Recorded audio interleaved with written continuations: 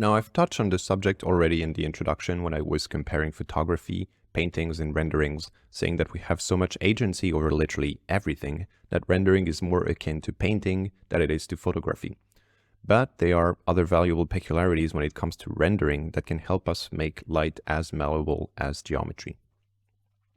Because when it comes to light in the real world, it's kind of a pain in the ass to modulate and organize. You can't really manipulate it. Light will invariably cast shadows because it's just how physics work.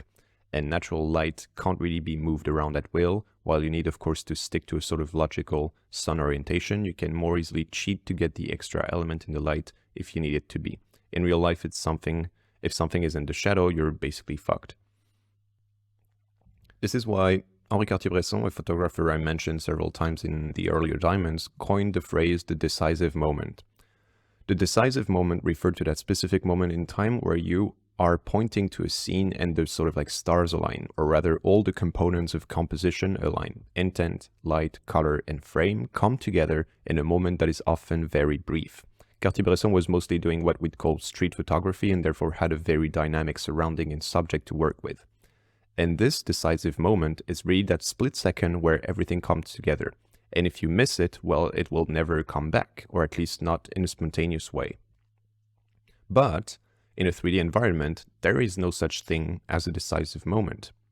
Because in a 3D environment, we decide of everything. So there's no such thing as a real, spontaneous and fleeting moment. We can always go back in time if something looks nice. We can always adjust to make the light look nicer, etc. So yeah, in a rendering, everything can be tweaked. You can change the light orientation, change the sky appearance, change the overall weather, add snow, add rain, remove rain, create local solar masks wherever you need them, play with gobo lights to catch specific patterns of light, create fog locally to play with atmospherics, basically fine-tune all your cast shadows how you want, create, remove, and refine reflections. This leads to this simple image that kind of shows most of what is possible in a scene.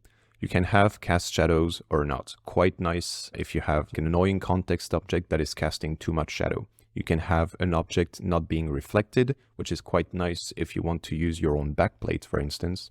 You can also have an object not being visible, but reflected, which is quite nice if you want to populate something with your own trees, for instance, but you don't want to have to deal with the reflection. You can also have something casting shadows while being invisible. This is a nice trick to create like the dapple light effect of a canopy of tree casting shadows while leaving you with the flexibility of placing your own 2D trees cutouts in post. You can have or not have core shadows as well, which can be useful sometimes. So there are like a lot of options that you can sort of combine in many different ways, and you have to sort of optimize this for what you're looking for the image, like the raw image you want, and also optimize it based on the sort of post-production workflow that you'll have, based on what you want to do in 2D and what you want to do in 3D, etc. So all this to say that we have the chance of not needing to chase the light, which is a common saying in the photographer's field. We just create it from scratch, exactly how we want.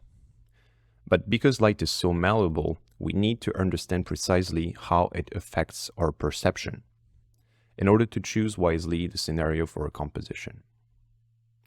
Because from experience, light really is the only core component of composition that can't really be compensated much. Like for instance, if a color is too eye-catchy, you can put it in the shadow to make it less saturated, depending on the color we're dealing with. Or if you have an object in the frame that you can't get rid of and it takes a lot of attention, putting it in the shadow will lessen its presence. But when it comes to light, whatever is in the light will catch attention, and whatever is in the shadow will catch less attention, and there's really no way around that.